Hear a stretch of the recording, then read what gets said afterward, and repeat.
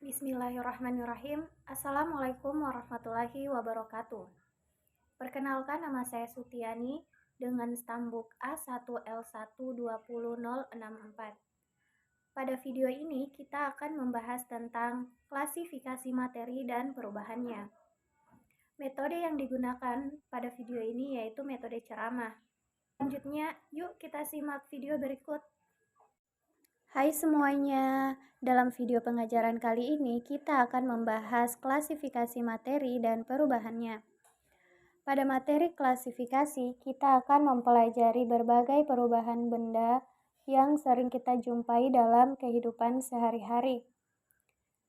Setiap benda yang berada di sekitar kita berupa wujud padat, cair, dan juga gas. Benda-benda tersebut kita klasifikasi berdasarkan karakteristik yang dapat diamati, dan pada materi ini juga kita akan mempelajari tentang klasifikasi materi. Materi dapat dikelompokkan menjadi unsur, senyawa, dan campuran. Pada materi ini kita akan belajar tentang pemisahan campuran, karakteristik zat, serta perubahannya. Cara mengklasifikasikan materi. Alam semesta terdiri atas planet-planet, contohnya adalah bumi. Di bumi terdapat gunung, udara, laut, dan begitu banyak hal lain. Segala sesuatu yang berada di bumi tersusun atas materi, yang terdiri atas unsur seperti air, udara, tanah, dan api. Itulah gambar keragaman materi. Klasifikasi materi. Ketika kita mengumpulkan benda berdasarkan sifatnya, langkah-langkah yang dapat kita lakukan adalah sebagai berikut. 1. Mengamati karakteristik benda tersebut. 2. Mencatat persamaan dan perbedaan sifat benda-benda masing-masing. 3. Memasukkan benda-benda yang memiliki persamaan sifat ke dalam satu kelompok. Memberi nama yang sesuai pada setiap kelompok benda tersebut. Kemudian materi. Materi adalah sesuatu yang mempunyai massa dan dapat menempati sebuah ruang. Materi berdasarkan wujudnya dapat dikelompokkan menjadi zat padat, zat cair, dan zat gas. Contoh zat padat adalah beberapa jenis logam seperti besi, emas, dan seng. Contoh zat cair adalah air, minyak, dan bensin.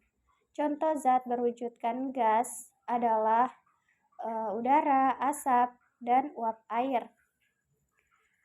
Asap rokok merupakan salah satu gas yang berbahaya bagi kesehatan. Oleh karena itu, kita dilarang merokok. Merokok selain berbahaya bagi si perokok, juga berbahaya bagi orang lain yang berada di sekitarnya, karena asap rokok akan terisap olehnya. Orang perokok disebut dengan perokok aktif, sedangkan orang yang berada di sekitarnya disebut dengan perokok pasif. Contoh wujud zat yang sederhana dan mudah dipahami adalah air.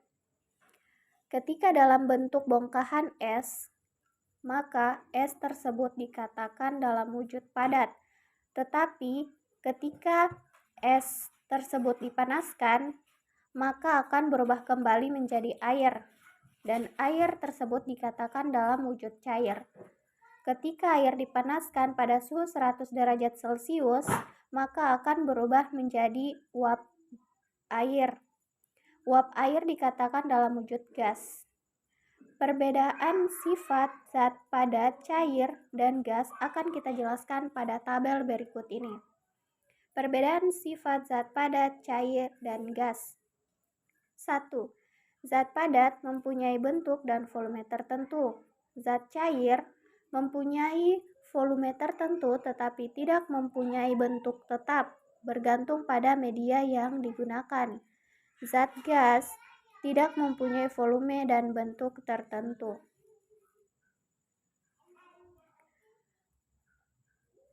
Yang kedua, zat padat. Jarak antar suatu partikel zat padat itu sangat rapat. Zat cair, jarak antar partikel zat cair lebih renggang. Zat gas, jarak antar partikel gas sangat renggang. Yang ketiga, zat padat. Partikel-partikel zat padat tidak dapat bergerak bebas. Zat cair, partikel-partikel zat cair dapat bergerak bebas namun terbatas. Zat gas, partikel-partikel gas dapat bergerak sangat bebas. Selanjutnya kita akan membahas perubahan wujud zat. Perubahan wujud zat adalah perubahan termodinamika dari satu fase bentuk benda ke keadaan wujud zat lain. Contohnya, dari padat ke cair disebut mencair, dari cair ke padat disebut membeku, dari padat ke gas disebut menyublim, dari gas ke padat disebut dengan mengkristal, dari cair ke gas disebut menguap, dan yang terakhir dari gas ke cair disebut dengan mengembun. Cukup sekian penjelasan materi kali ini. Mohon maaf bila ada kesalahan dan kekurangan. Saya akhiri dengan ucapan wabillahi taufiq wal hidayah. Wassalamualaikum warahmatullahi wabarakatuh.